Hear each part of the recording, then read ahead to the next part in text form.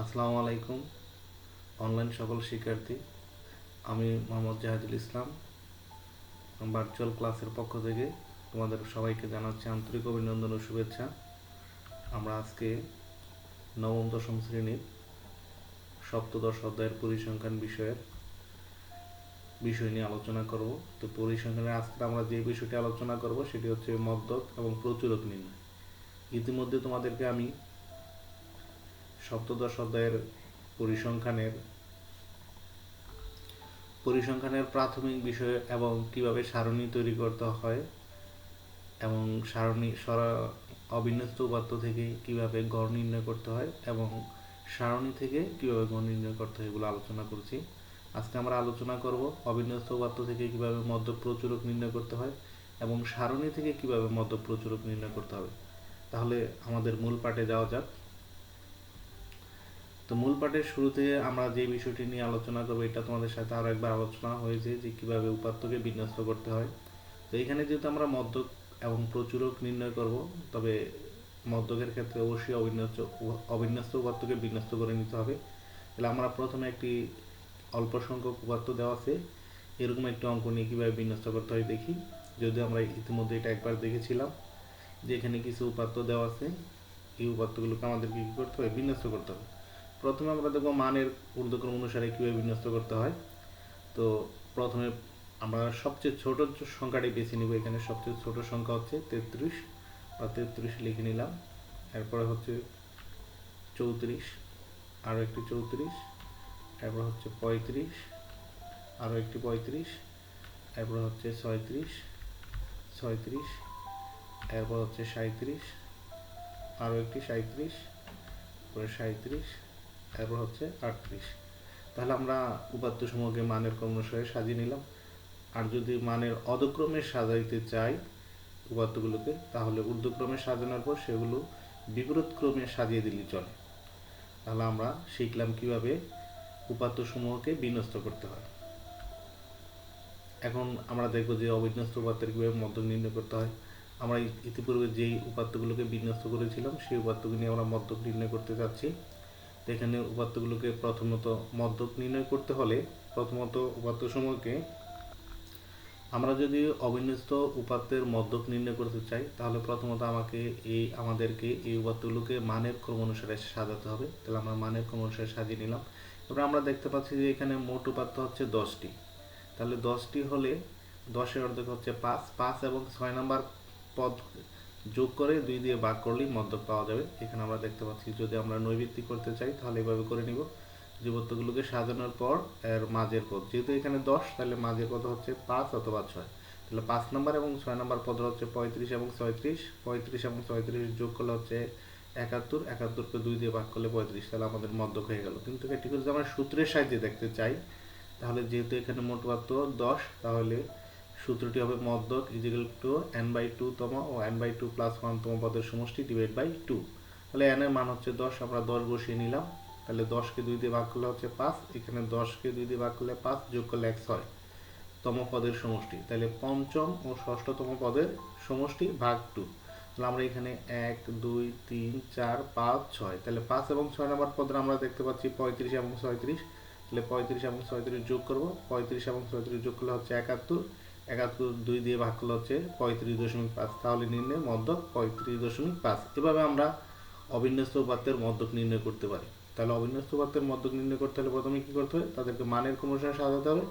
এরপর দেখতে হবে মোট উপাত্ত সেটা কি জোড় সংখ্যক না বিজোড় সংখ্যক। জোড় সংখ্যক হলে এই সূত্রটি ব্যবহার করতে হবে। তো এইখানে আমি যে সূত্রটি লিখেছি এই সূত্রটি আমরা ইচ্ছে করলে এভাবে লিখতে পারি, অর্থাৎ 2কে সরাসরি ভাগে এভাবে না দিয়ে নিচেও লিখতে পারি। তো এভাবে লিখলেও চলে, এভাবে লিখলেও চলে, তুমি যেভাবে লিখবা।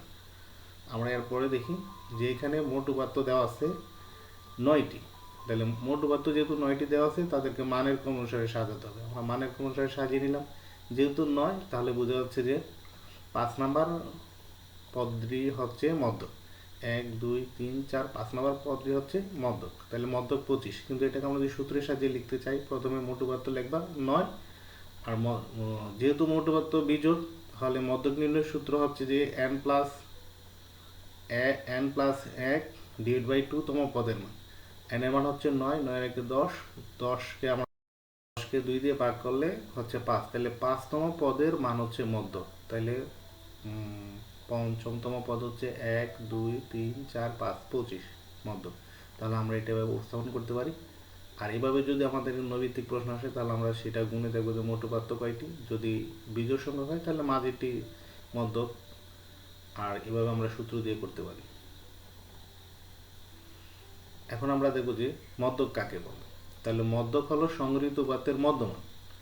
আমি যে উপাত্তগুলো দেওয়া আছে উপাত্তগুলোর যেই মানটি উপাত্তসমূহকে সমান দুই ভাগে ভাগ করে, অর্থাৎ প্রদত্ত উপাত্তসমূহ মানের ক্রম অনুসারে সাজালে যে মান উপাত্তগুলোকে সমান দুই ভাগে ভাগ করে তাকে মধ্যক বলে। এখানে 25, এই 25 উপাত্তগুলোকে সমান দুই ভাগে ভাগ করেছে, তাহলে এই পঞ্চম পদটি হচ্ছে কত মধ্যক, তার মানে 25 হচ্ছে মধ্যক।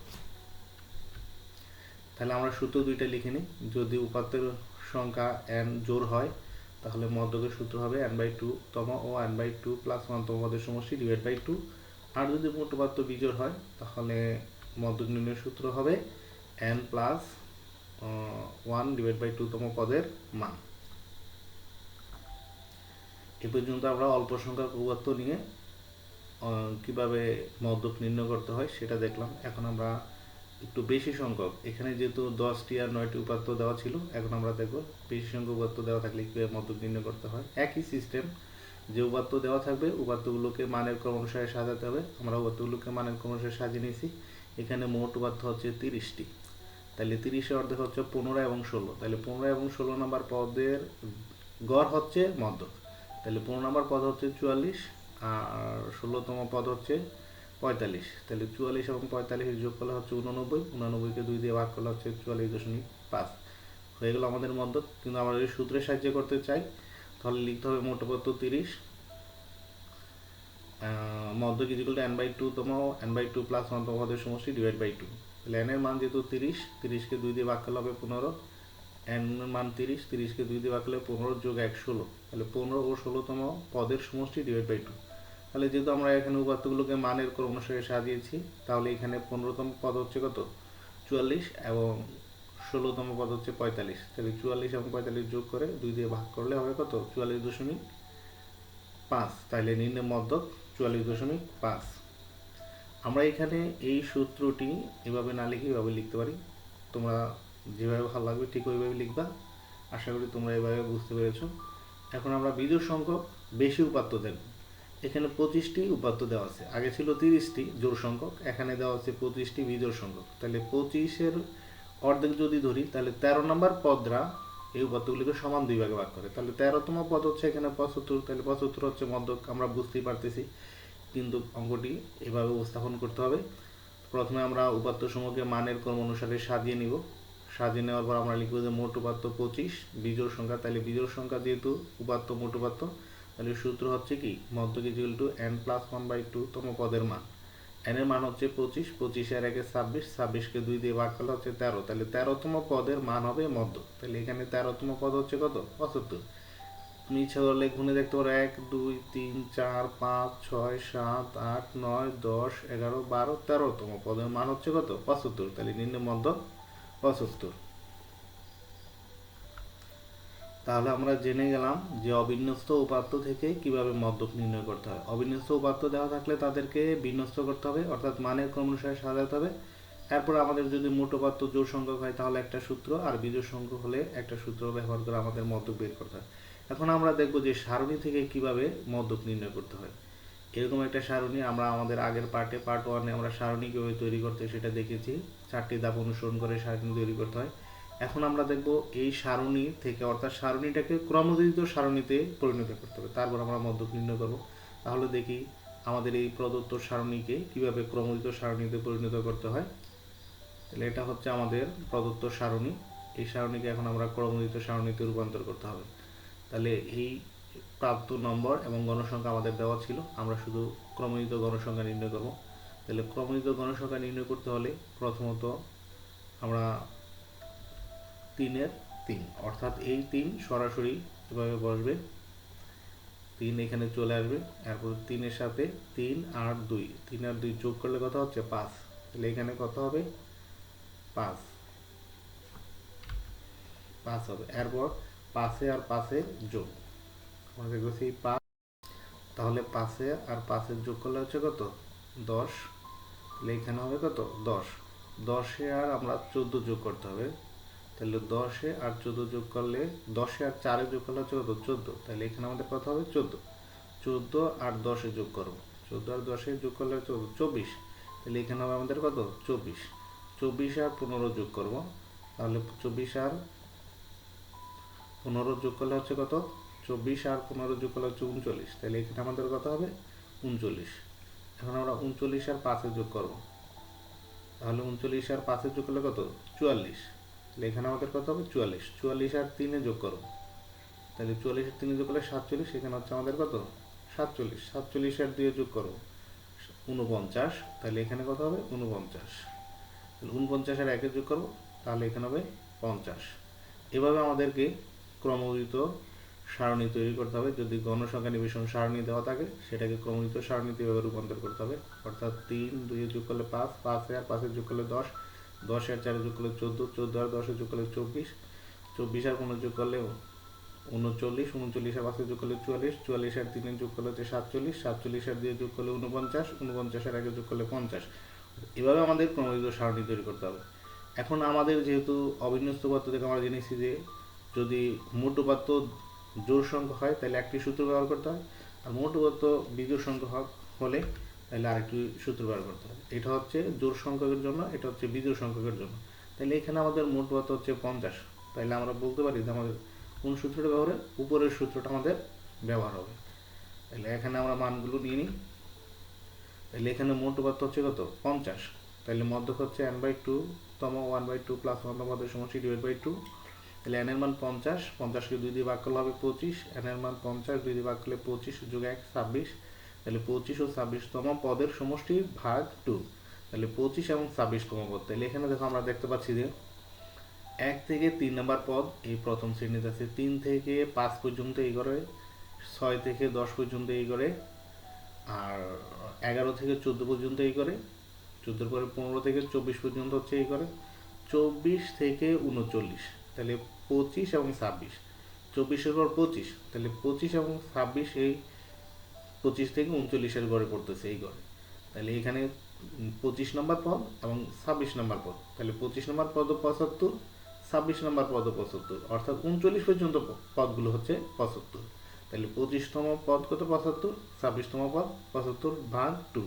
তাহলে 25 আর 75 আর 75 যোগ করলে হচ্ছে কত 150 ও 2 দিয়ে ভাগ করলে 75, তাহলে নিম্ন মধ্যক কত 75।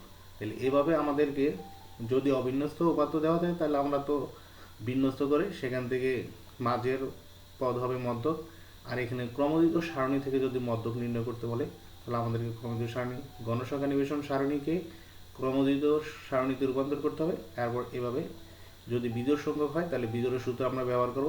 একইভাবে আমরা কি করতে পারি, মোট উপাত্ত বিজোড় অথবা জোড় হলে এই সূত্র ভিন্নভাবে ব্যবহার করে মধ্যক নির্ণয় করতে পারি।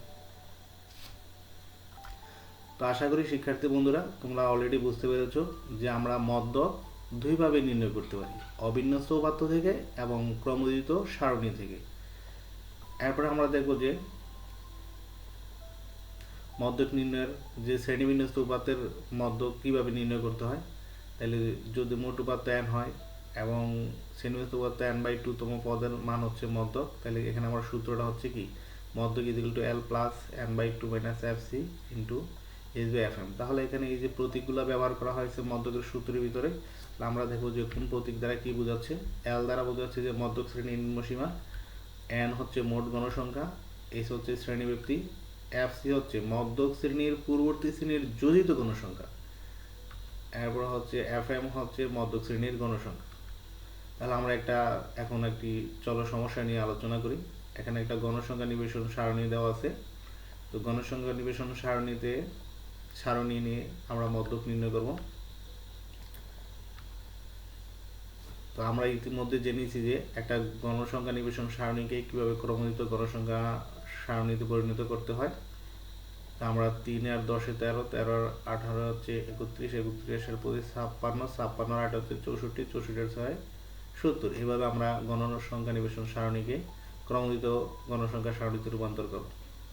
এইখানে কোনটি মধ্যক হবে, আমরা যেহেতু মোট উপাত্ত n আমরা দেখেছি এই n তাহলে মোট উপাত্তকে আমরা 2 দিয়ে ভাগ করলে 35, তাহলে 35তম পদের মান হবে মধ্যক। তাহলে আমরা দেখতে পাচ্ছি যে এখানে 13 থেকে 31তম পদ আছে এই শ্রেণীতে, 31-এর পর 56, 31 থেকে 56তম পদগুলো এই শ্রেণীতে পড়বে, মানে এই শ্রেণী হচ্ছে মধ্যক শ্রেণী। যেহেতু এখানে 35তম পদ, তাহলে 32 থেকে 56 অর্থাৎ 35 এই করে আছে। তাহলে আমরা দেখে নিই এটা হচ্ছে আমাদের কি, তাহলে এখানে মধ্যক শ্রেণী হচ্ছে কত, 48 থেকে 53। তাহলে এই মধ্যক শ্রেণীর নিম্ন সীমা হচ্ছে কত, 48। আর শ্রেণীব্যাপ্তি হচ্ছে কত, 30 থেকে 35 হচ্ছে 6 শ্রেণীব্যাপ্তি পড়ে। তাহলে আমাদের মধ্যক শ্রেণীর গণসংখ্যা হচ্ছে কত, মধ্যক শ্রেণীর গণসংখ্যা হচ্ছে 25। আর মধ্যক শ্রেণীর পূর্ববর্তী শ্রেণীর ক্রমোদিত গণসংখ্যা, যেটা আমরা এফসি দিয়ে প্রকাশ করি, সেটা হচ্ছে কত, 31। তাহলে এখন আমরা অঙ্কটা করব। আমরা লিখব যে এটা আমি তোমাদেরকে এই টেবিল থেকে যাতে আমরা পরিচয় লিখতে পারি সেই জন্য আমি এটা তোমাদেরকে দিয়েছি। তোমরা ক্রমোদিত গণসংখ্যা সারণী লিখার পরে এখান থেকে লিখবা যে n সমান হচ্ছে 70, n কে 2 দিয়ে ভাগ করলে হচ্ছে কত, 35। তাহলে 35তম পদ কোন শ্রেণীতে আছে, 30 থেকে 35।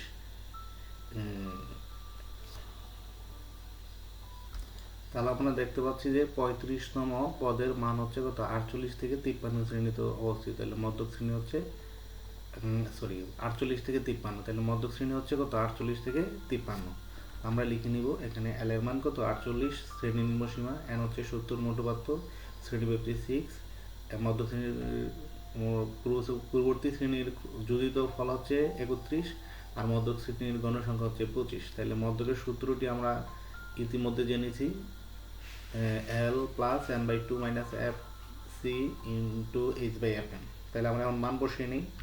তাহলে মান বসালে l এর মান হচ্ছে কত, 48, n এর মান 70, টু এফ সি এর মান 31, h এর মান 6, এফ এর মান হচ্ছে 25। 48, তাহলে 70-কে 2 দিয়ে ভাগ করলে 35, 31 ইন্টু 6/25। ঠিক আছে, আমরা শুধু এখানে 70-কে 2 দিয়ে ভাগ করেছি। এরপর হচ্ছে 48, 35 থেকে 31 গেলে 4, 6/25। এরপর হচ্ছে 4 আর 6 গুণ করলে 24, 24-কে যদি আমরা 25 দিয়ে ভাগ করি তাহলে হচ্ছে 0.96।